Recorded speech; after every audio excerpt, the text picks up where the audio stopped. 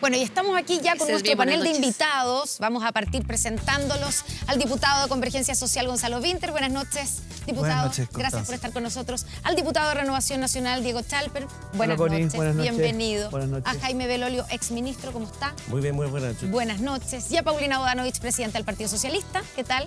Hola, Connie. Buenas noches. Buenas noches. Una palabrita de lo que está ocurriendo en Brasil. Sorpresivo me refiero a que se pensaba, incluso había algunos sondeos que decían que Lula ganaría en primera vuelta, y la verdad es que durante algún momento del día incluso Jair Bolsonaro iba adelante y finalmente terminan pasando los dos a segunda vuelta, pero con un resultado bastante estrecho, Paulina, ¿no? Sí, lo sorprendente es que un presidente como Bolsonaro mantenga una alta votación. Yo creo que eso para la izquierda, para la centroizquierda, tiene que ser una alerta, porque la verdad es que estos proyectos populistas están haciendo eco no solo en Brasil, lo vimos en Italia la semana pasada, Francia. Es preocupante. Yo creo que es una luz de alerta, pero sin duda que el resultado de la votación de hoy, que pone a Lula en primer lugar, es una esperanza. Creo que va a ganar en segunda vuelta, y eso también nos anima como país cercano a ver una agenda latinoamericana de unidad en pos de los comunes desafíos que tenemos de este lado de Latinoamérica, ¿no? Jaime. Bueno, yo comparto... ¿Es preocupante, como dice Paulina, que un presidente como Jair Bolsonaro saque tanta votación? O sea, yo comparto que en Latinoamérica existe una latencia sobre la lógica populista que representa de alguna manera a Jair Bolsonaro, que yo no comparto en lo más mínimo. Y por supuesto que eso es un peligro siempre que acecha las democracias liberales, como uno las quisiera empujar. Dicho eso, creo que en Brasil quien salió perdedor fue el PT. Entre otras cosas porque las cámaras terminaron con una gran mayoría por parte de Bolsonaro. Segundo, la expectativa era que Lula sacara mucho más en esta primera vuelta, o que la distancia fuera mucho mayor, y eso no ocurrió. Igual son mucha cantidad de votos, porque la cantidad de personas que concurren a la urna es muy grande. Y entonces la discusión va a estar en qué pasa con Ciro Gómez, que es más bien una persona de izquierda, que debería apoyar, digamos, a Lula, y con Simón Tebet, que es más bien una persona de centro-derecha, que debiera supuestamente, digamos, apoyar a Bolsonaro. Entonces eso haría que esto fuera todavía más estrecho en una segunda vuelta. Pero evidentemente la lógica polarizante de la política en Brasil también nos lleva a esa discusión de mitad y mitad, que por supuesto puede ser problemática si no se soluciona por una vía más de cordialidad, llamémoslo así, o de democracia, que sabemos ya que Jair Bolsonaro no es muy propio de su lenguaje. Ha sido más que polarizado, ha sido violenta la campaña en Brasil. Gonzalo. Sí, yo creo que lo más importante es que el expresidente Lula da Silva, que además, dicho sea de paso, yo creo que hay que mencionarlo, tuvo un gobierno exitosísimo en cualquier indicador que alguien pueda imaginarse, ¿cierto? Desigualdad, pobreza, desarrollo social, salud, educación, en lo que quieran. Tuvo un gobierno sumamente exitoso. Va a quedar a 1,5 o 2 puntos del triunfo, por lo tanto yo creo que esa es la noticia más importante. Ahora bien, es cierto que es preocupante la consolidación electoral, y ya no como una anécdota de una situación efímera de la elección pasada, de una derecha que, y aquí yo quiero ser, digamos, justo, hay muchas formas de ser de derecha, y creo que la derecha de Jair Bolsonaro es una derecha muy agresiva, negacionista del cambio climático, muy polarizante, que tiene la dispersión del odio hacia sus adversarios como parte de una política sistemática que yo creo que le hace pésimo a Brasil y al continente. Oye, yo lo que encuentro interesante, a propósito de lo que decía la Paulina, esta disociación que se produce a veces entre el mainstream político y la ciudadanía.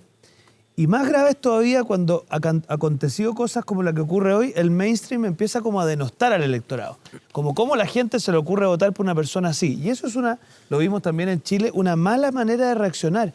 Acá algo está pasando que, por decirlo así, el mainstream no está logrando ver algo, y por lo tanto ciertas personas populistas están logrando empatizar con ellos. Y ahí hay un desafío para aquellos que queremos hacer política desde la moderación, desde la racionalidad, desde el sentido a largo plazo, a ver qué está ocurriendo, qué inseguridades están teniendo esas personas que terminan optando por estos discursos que son grandilocuentes, que son radicales, y por lo tanto, ojo, yo cuando empecé a ver algunos después del plebiscito que tuvimos hace algunas semanas, también en este tufillo medio de denostación del electorado, bueno, la gente llegó tarde, ¿te fijas? Todos esos discursos, ojo, hablan de una mala manera de aproximarse al fenómeno, porque el fenómeno es cómo tú empatizas con lo que está ocurriendo precisamente para debilitar estas posturas más populistas.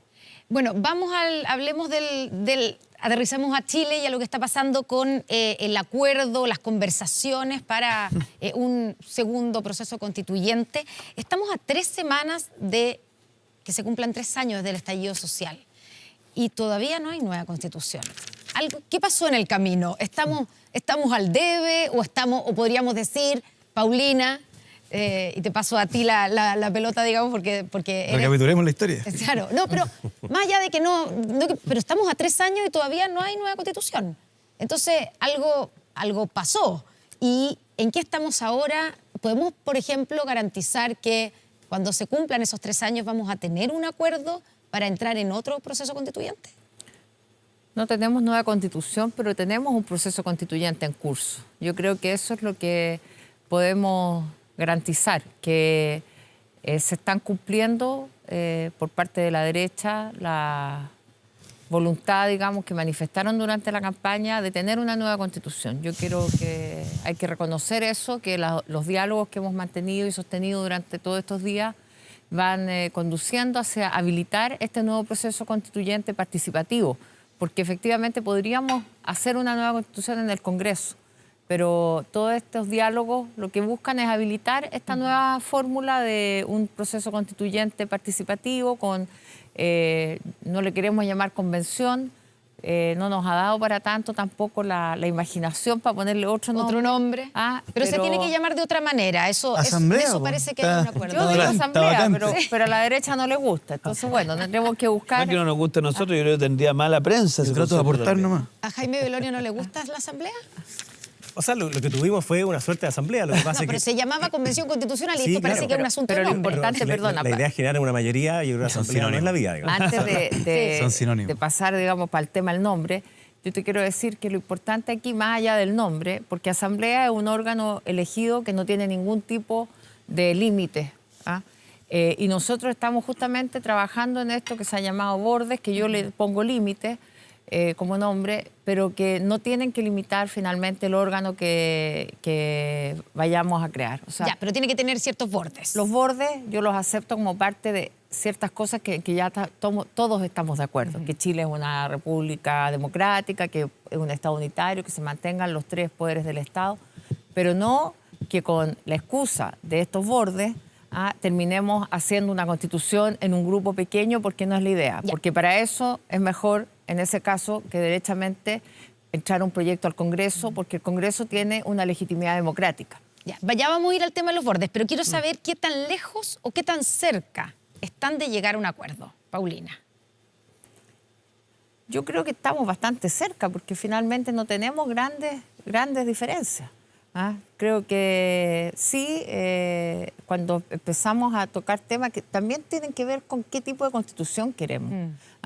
Porque si tú dices, ¿por qué no se pone, por ejemplo, Carabineros, las Fuerzas Armadas, la Contraloría? No es porque nosotros estemos en contra de esas instituciones, sino porque pensamos que ese es un debate democrático que se debe dar de cuán amplio va a ser la Constitución. La Constitución de 1980 es una constitución criticada doctrinariamente por su origen antidemocrático y, en segundo lugar, por su extensión, porque abarca muchas materias y con mucha profundidad. Entonces, ¿queremos una nueva constitución que abarque tantas cosas y con tanta profundidad, o queremos una constitución breve que se restrinja a principios, a garantías y a una estructura del Estado mínima? Esa es una pregunta que no la podemos resolver nosotros en este grupo. Por lo tanto, si nosotros ponemos más bordes, que en realidad son límites, bueno, finalmente estaríamos pronunciándonos acerca del contenido de esa nueva constitución. Diego, diputado. Sí, mire, a ver, nosotros... ¿Qué tan cerca y qué tan lejos?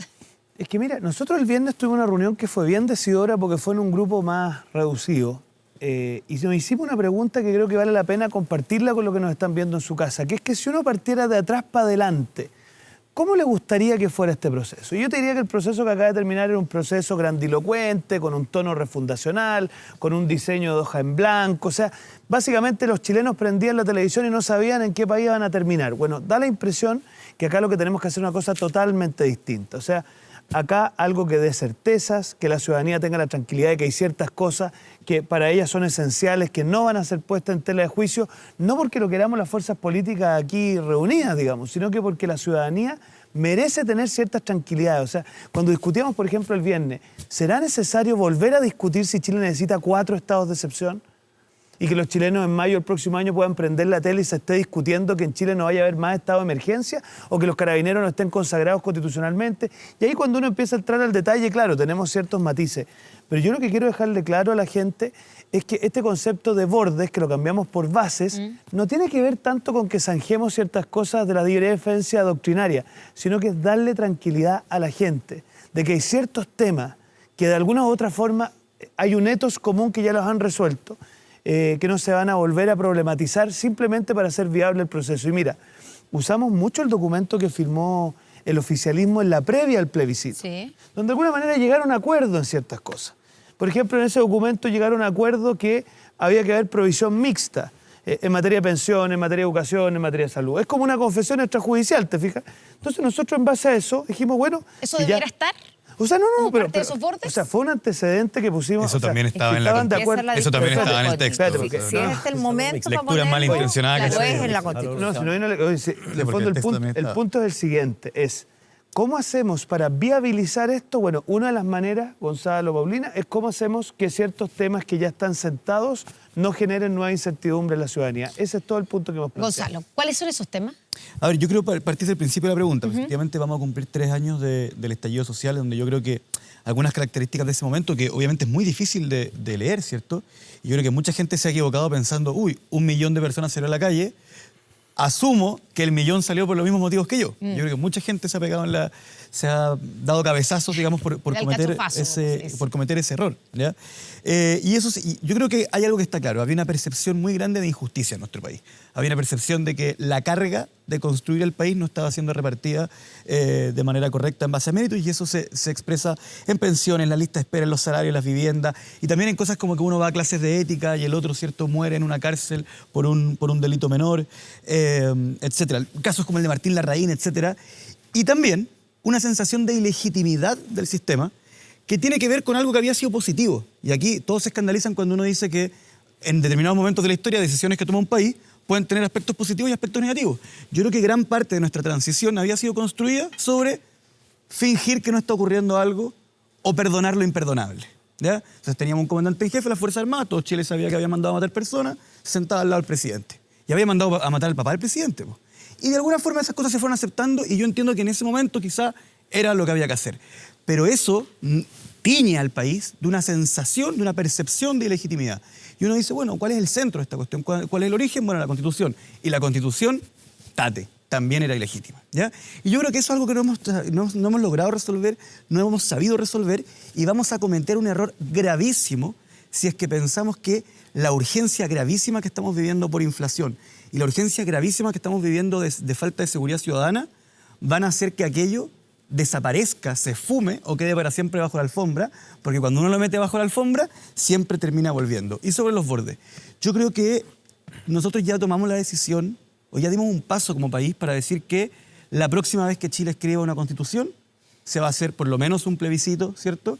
Y las personas que la escriban van a ser... ¿Un plebiscito de salida? No, yo creo que en este caso las fuerzas políticas podemos ocupar el plebiscito que ya se hizo, que eso es lo más lógico, ¿ya?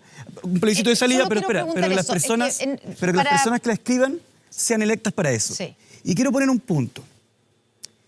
Es muy delicado el tema de los bordes, a pesar de que suena como muy fácil, porque se enrareció con la campaña el qué es un tema constitucional y qué no. Yo creo que hubo sectores del progresismo que elevamos a rango constitucional muchísimas cosas, pero que luego en la campaña, también la campaña del rechazo, ocupó ciertas omisiones para decir, y no está esto, y no está esto otro, elevando a rango constitucional más cosas aún, lo cual nos deja en un problema, y lo quiero plantear así, la propiedad privada, por ejemplo.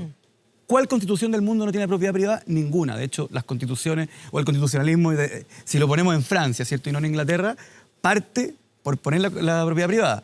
Pero resulta que nosotros estamos todos de acuerdo con que hubiera propiedad privada. Pero cuando dijimos que si se tenía que decir precio justo o precio de mercado en la expropiación, ahí nos agarramos de las mechas. Entonces yo me pregunto, ese tipo de... Y después la campaña del rechazo decía, esta constitución no garantiza la propiedad privada porque dice precio justo. Es que ese ¿Ya? fue un autogol de clase mundial, ¿eh? Entonces, Constanza, lo que te planteo es, ¿vamos a hilar tan fino entre quienes no hemos sido electos para una nueva constitución? ¿O mejor que eso lo resuelvan los constituyentes con el mandato ciudadano para aquello?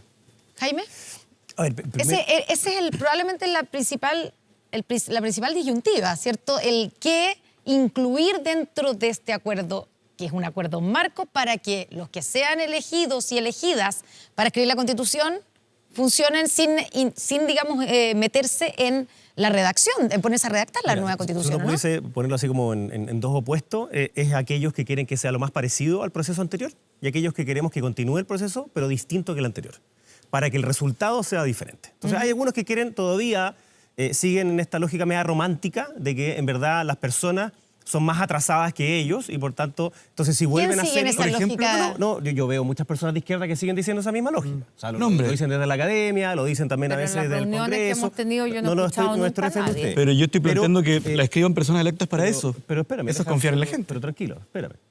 Y entonces, que algunos siguen diciendo esa tesidad de que ellos propusieron algo demasiado adelantado para las personas. Entonces, bueno, por tanto, volvamos a Está presentar. haciendo la ironía con la frase del presidente. No, porque hoy día escuché, de hecho, a la ministra de Interior diciendo que lo había dicho en sentido contrario, así que no lo estoy Sí. haciendo una ironía con respecto a él. Pero sí hay otras personas que son intelectuales de izquierda que lo sostienen tal cual, de que en verdad esto era demasiado avanzado para el pueblo chileno y por tanto ellos como son la vanguardia. Entonces, yo creo que hay que volver atrás también, como decía el diputado, porque las urgencias y las prioridades desde el 2019 hasta ahora cambiaron. Y probablemente el proceso constituyente fue la mejor clase de educación cívica que todos tuvimos. ¿En qué sentido? En diferenciar que una cosa son las aspiraciones de una constitución, que yo creo que por ningún motivo se ha agotado el problema constitucional una vez que gana el rechazo. Y aquellos que pretenden decir que una vez que gana el rechazo con un 62% significa que no hay una demanda por nueva constitución, eso no es así. La hay, pero al mismo tiempo... Los y aquí- republicanos sostienen Bueno, eso. efectivamente, y Gonzalo decía algo que es clave. Al mismo tiempo, eso sí, así como entiende que hay una aspiración larga, de mediano a largo plazo en la Constitución, hay urgencias de políticas públicas que tienen que ser ahora ya. Y esas son seguridades, no solamente seguridad pública referido a lo criminal, Oye, y permíteme sino que también otras complementar, seguridades, ámbitos de salud, las listas de espera, ámbitos de, obviamente, la inflación y el trabajo. Entonces, las demandas originarias, digamos, desde eso 2019, que era pensiones, salarios o sueldos, digamos, que era también educación, precisamente por el mérito, ¿no? Porque eso era lo que te llevaba lejos, así como también salud, pensiones, mérito y trabajo, digamos, y educación, ello sigue vigente. Pero hay algunas de esas cosas que se pueden solucionar inmediatamente en política pública. Entonces, solo para Está terminar. la reforma de Creo que pensiones. fue Exacto, súper solo claro para el terminar. presidente en su momento cuando dijo que la vía constituyente era una y en paralelo se seguía gobernando. Ya, y eso es lo que quería decir, porque yo creo que el poder constituyente es originario en el pueblo, es derivado en el Congreso, y aquí el Congreso lo que va a hacer es volver a derivarlo. Hace una Yo no derivación. creo que el Congreso tenga que derivarlo completamente, pero creo que el Congreso tiene que enfocarse en las prioridades inmediatas de los chilenos, como son la seguridad ciudadana, como es la inflación, como es disminuir las listas de espera. Que, Entonces, espérate, que derivarlo no completamente, ¿qué es? ¿Una comisión mixta? No. Yo creo que, por ejemplo, puede haber un rol de parte del Congreso en que esos bordes, esos límites, si es que se transgreden, tiene que haber un ente, alguien, que diga se transgredió. Pueden ser los tribunales de justicia, puede ser el Congreso Nacional. Eso El, estuvo pue- en el acuerdo el del pueblo 15 en de el plebiscito de noviembre. salida, pues. Bueno, eso es al final. Yo me imagino que desde tu punto de vista tuvimos una experiencia virtuosa en ese sentido. Pero lo que queremos, Gonzalo, en el acuerdo del es 15 que de noviembre nuevamente, estuvo eso, y lo tenía la no, Corte hayan, Suprema. no hayan esos iluminados se podía recurrir que a la creen Corte que ellos saben Suprema. mejor que las personas y terminen entonces rechazándose una nueva propuesta. Yo creo que se apruebe una nueva propuesta La constitucional. eligió la gente, no es que haya... No, Oye, no- pero- no- Bueno, no- pero no- además se iluminado. podía, la Corte 15 de Suprema Yo voy a se votar podía por alguien, tú recuperar. vas a votar por Podía, otro. necesitaba ciertos Jaime, quórum. tenías Entonces, el tema de la Corte Suprema. El tema es, vamos a terminar judicializando la voluntad ciudadana, así como cuando se aprueba una ley en el Congreso, la derecha recurre al Tribunal Constitucional no, para yo creo que- votarla. bueno, pero que si esa es la Porque lógica, si entonces esa es la entonces no hay lógica, borde. no hagamos este No. simulacro de nueva Entonces, Constitución. no, porque si eso es lo que quiere la izquierda, entonces no hay borde. Y no hay probabilidad de hacer una nueva Claro, constitución. claro. Porque si ellos suponen... probabilidad de pero hacer una espérate. nueva constitución hay, porque la podemos mandar al Congreso. Pero Paulina, Ojo. si suponen que el Congreso no tiene límites y se puede saltar las reglas constitucionales ¿Por qué? y hacer lo que le dé la gana y no hacer caso, entonces, por ejemplo, de un tribunal superior, que se llame como fuera, entonces, si eso es malo, ¿por qué entonces van a querer El que haya algún tribunal- límite cumplible después? Entonces, para mí, El perdón, y Poder termino. Legislativo Pero una nueva- tiene porque no se límites, repite, porque hay una con- nueva constitución hay es una contienda de nueva constitución. competencia, No se no es que repita- le está diciendo cosas que no son Que reales. no se repita pues. la lógica maximalista, violenta de esa izquierda radical en el proceso anterior, ni que sea de la misma forma. Tiene que ser distinto para que tenga un resultado, para que todos podamos aprobarlo. ¿Cómo o sea, va a las ser? garantías son ¿Cómo a va la a ser? derecha, no son garantías para darle tranquilidad a Pero la si- ciudadanía, ¿pero para quién que dice quede eso? claro. No. Eso ¿Quién es lo dice que eso? tú estás Mira, diciendo. ¿Cómo va a ser? Nadie ha dicho ninguna de las ¿Cómo va a palabras ser que esta acabas de decir. nueva convención que no se va a llamar convención? ¿Cuánto tiempo va a durar? Vamos a hablar también del TPP-11 y cómo divide al Senado. Eso a la vuelta de una pausa aquí en Estado Nacional.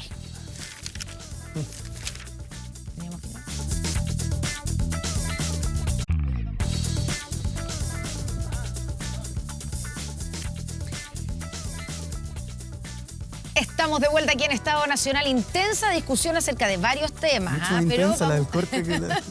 pero vamos, dejé planteado TPP-11, dejamos resuelto el acuerdo, ya llegamos. Déjame hacer un comentario que quedó un poquito al margen. ¿Qué Mira, cosa? a ver, dos cosas muy breves.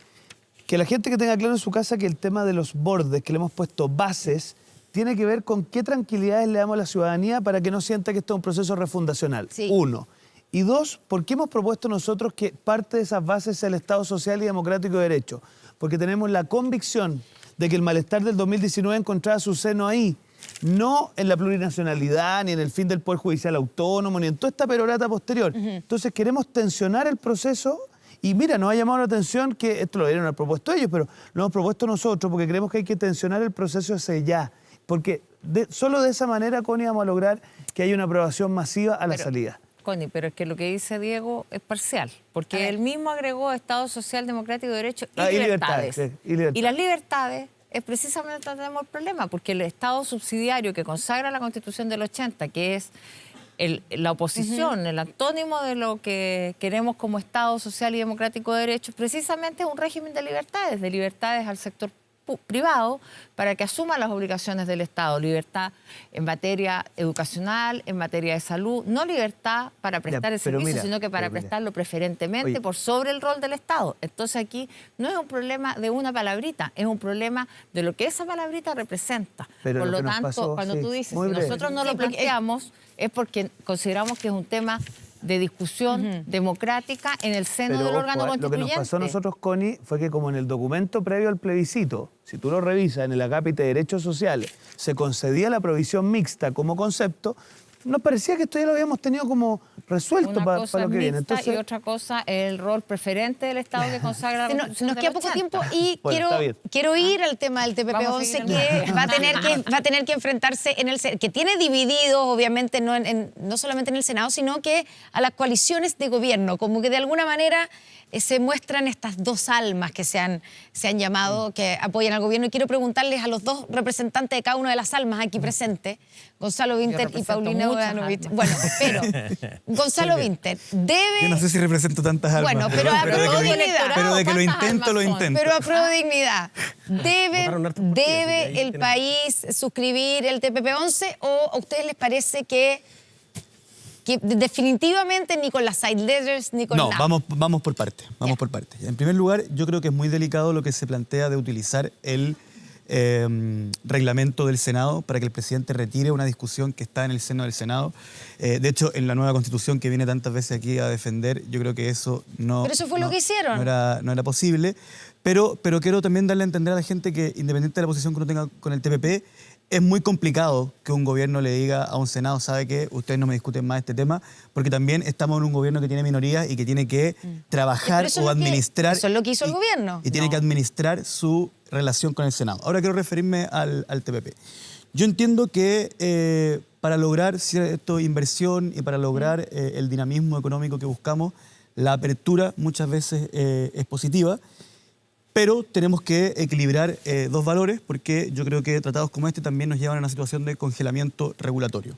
Con respecto al primer punto de la apertura, hay un tema, hay una discusión. O sea, los estudios de horizontal, en contraste a los del Banco Mundial o al de la Subsecretaría de Relaciones Internacionales, no coinciden sobre los impactos que tendría en Chile el TPP en su actual estado, ¿cierto?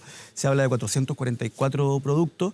Además, Chile tiene acuerdos con la mayoría, o sea, con todos los países que siguen estando, y solo 4 países significarían una rebaja arancelaria, que serían Canadá, Japón, Malasia y Vietnam, si no me equivoco. Pero entonces la Torre puedo la va a estar- votar en puedo contra. estar- déjame hacer el punto.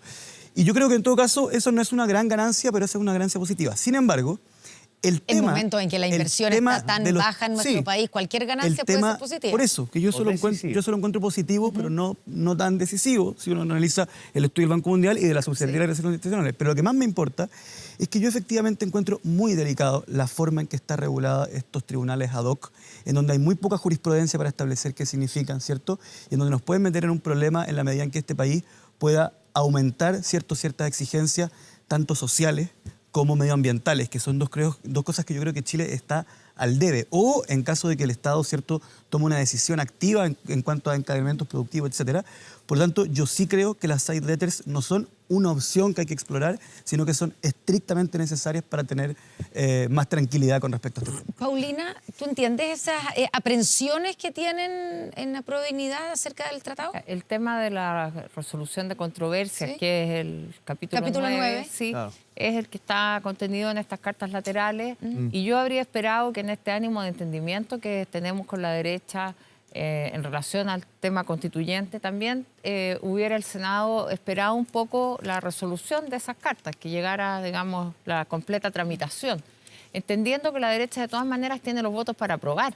Por lo tanto, también llama la atención que ahora, en este momento, y yo creo que con un fin absolutamente de tensionar a las coaliciones de gobierno, le den tanta celeridad, porque en el gobierno del presidente Piñera no hubo esa celeridad por apurar ni ese tratado, ni el tratado de Escazú, que finalmente lo dilataron hasta el hartazgo, tanto que lo termina aprobando Vidal. el presidente Boric con la canciller Urrejola. Entonces creo que, como dijo Pepe Mujica, la derecha se une por intereses y la izquierda se divide por Mira, principios. pero mira la A diferencia. ver, Mira la diputado mezquindad Charper, de la ¿eso están Paulina. haciendo? ¿Están tensionando Mira, aquí a no, no, los, mira, yo Si solo- lo a los socios? bloquearon durante Oye, 2 años A mí completos. me gustan los hechos, mira. El gobierno nos pidió ayudarlo en el Tratado de Escazú, y cuando digo ayudamos, hablo a nombre personal porque lo vimos con Andrés Longton. Ayudamos a la tramitación mediante una serie de, se llaman indicaciones, Ya, pero una serie de sí. menciones que hicimos. Y lo aprobamos y fuimos parte de esa aprobación de manera preferente. Acá lo que está sugiriendo la presidenta del Partido Socialista es que nosotros tenemos mezquindad cuando queremos impulsar un acuerdo que no por nada, para que usted sepa, impulsa uno de los ídolos del presidente actual, que es el presidente de Canadá, y que además nos permitiría abrir nuestro espacio con varios mercados en el mundo que lo necesitamos con urgencia en este momento de inversión. Entonces yo les Eso de pido... que un presidente se lleva bien con un No, no, primer no, ministro de pero Canadá Justin Trudeau... y metí el Se peso de tomaron su un café, ídolo. ¿no? No, pero es que, perdóname que te diga, para ustedes es referente en lo que les gusta y no en lo que no les gusta. No sé, Entonces, pero concéntrate, mi tu punto es muy argumentación simple. era muy Mira, buena Mi punto es muy y la simple. interrumpiste con Mi eso. punto es muy simple. Mira, mi punto es Argumente como que quiera. hoy día Chile no está en posición de mermarse de posibilidades de intercambio internacional. Especialmente pensando, Yo no Paulina, estoy en contra los del sectores... TPP-11, de en lo los que estoy en sectores contra es de que lo hagan en Perdona este que te momento para interrumpa cuando me tensionar. interrumpas. Mira, es básicamente pensar en la gente y en sus necesidades y no en las disputas internas del gobierno. Ojalá lo aprobemos esta semana. Los votos están para aprobarse y ojalá no recurra nuevamente el Partido Comunista a una triquiñuela, porque eso fue lo que hizo, para impedir la aprobación del tratado. Jaime Belolio. Sí, No es chiquiñuela oye, tampoco. pero Está un- ¿Por qué no se una- puede esperar, ya que Son se ha esperado cosas que tanto? se ¿Por qué no se pueden puede hacer? esperar a Por- que se termine Porque, la o sea, negociación de la primero, sede? primero una cosa, perdón, que quedó justo antes, que cuando estábamos hablando de estos bordes, los bordes son precisamente para que las personas tengan las garantías, no un sector político, son para que las personas tengan la garantía Exacto. de no la lógica refundacional. ¿Y, Dicho y eso, cuáles son las garantías que las personas quieren según esos bordes, ustedes? Porque esas son pero unas espérate, garantías que déjame ustedes meterme en pueden este papel. creer. Son Ya, esos y bordes otro que que se hace nos un pasó, nos acaba el tiempo. organismo, son esos bordes que hace un organismo legítimo, que es democrático, como el Congreso, y por de pronto la Corte Suprema no se podía meter antes en esos bordes, se podía meter solo en el reglamento.